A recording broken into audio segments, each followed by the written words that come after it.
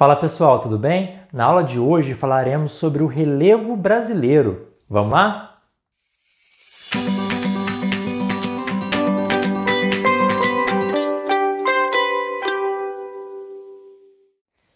Pessoal, a primeira classificação do relevo no Brasil foi feita pelo Haroldo de Azevedo na década de 40.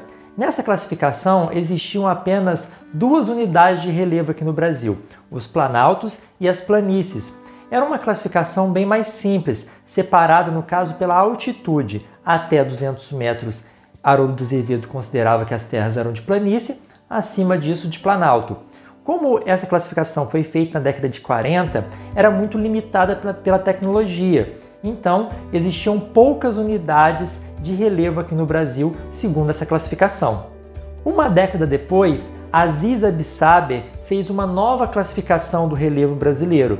Ele já usou características de formação das nossas terras para levar em consideração essas classificações. Ele ainda dividia entre planícies e planaltos, porém existiam mais subdivisões. E ele considerou também as condições paleoclimáticas que levaram à formação de cada uma dessas áreas. No começo da década de 70, um projeto chamado Radam Brasil fez várias imagens de avião da superfície do relevo brasileiro. E um professor, o professor Jurandir Ross, ele fez a classificação que seria a atual do nosso relevo, dividindo em três estruturas básicas: planaltos, planícies e depressões. Essa divisão ficou mais elaborada por conta da tecnologia empregada. A gente pôde ter uma visão mais clara dos contornos do território brasileiro.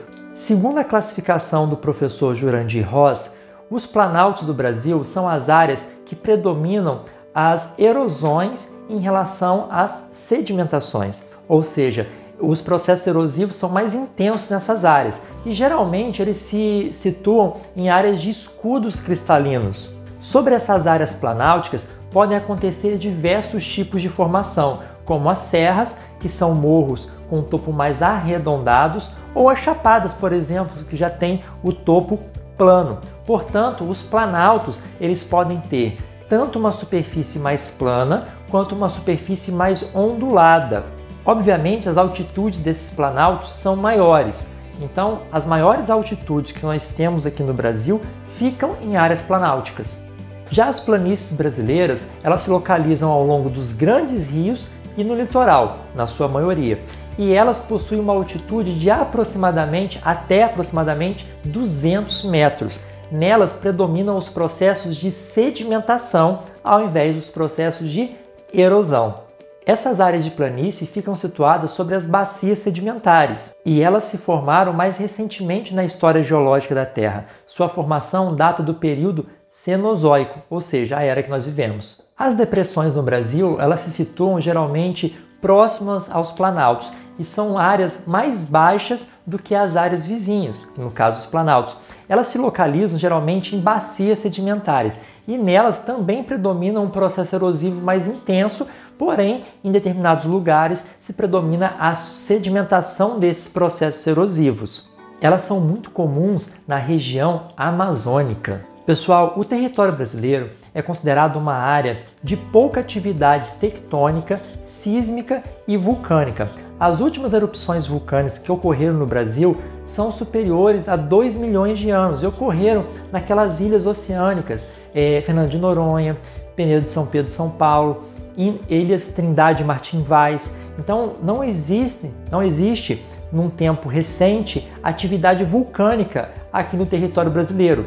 Tampouco terremotos. Como o Brasil se situa numa região intraplaca, ou seja, está na região central da placa sul-americana, longe de suas bordas, não existe atividade sísmica de grande intensidade aqui, aquelas que são provocadas pelo choque de placas tectônicas, que são os terremotos mais fortes. O nosso tipo de terremoto aqui geralmente é provocado por acomodação da crosta, ou seja, o solo e as rochas se acomodando de acordo com os processos de sedimentação e erosão que acontecem naturalmente. O nosso planalto aqui ele é muito antigo, ele é do período da era paleozoica, uma era anterior ao período dos dinossauros, e ele foi exaustivamente desgastado pelos processos erosivos. Por isso que o topo dos morros aqui geralmente é arredondado. Aqui na região do Rio de Janeiro, a gente chama essa estrutura de mares de morros, porque olhando do alto parece realmente um oceano ondulado, formado ali por diversos morros. A gente chama essa estrutura de formas de meias laranjas, que parecem laranjas cortadas ao meio. Bom, o maior terremoto registrado no Brasil aconteceu em 1955, em Porto dos Gaúchos, no Mato Grosso, e atingiu 6,2 graus na escala Richter. Durante o período Mesozoico, o período dos dinossauros, houve um grande derramamento de lava nas regiões sul, sudeste e centro-oeste do Brasil. Foi uma das últimas atividades vulcânicas expressivas que ocorreram na parte continental, ou seja, no território brasileiro, porque eu já tinha citado que as últimas mesmo ocorreram no oceano, naquelas ilhas oceânicas. Nesse último derrame de lavas no Brasil, originaram-se muitas rochas basálticas, que deram origem à famosa Terra Roxa, uma terra muito fértil que ocupa ali o solo do interior de São Paulo, o interior do Paraná e um pedaço ali da região centro-oeste. Bom, pessoal, essa foi a nossa aula sobre o relevo brasileiro. Espero que tenham gostado. Eu sei que tem muita gente ainda que não se inscreveu no canal. Se esse é o seu caso, por favor, se inscreva, curta o vídeo, compartilhe com todo mundo e até a próxima aula. Tchau!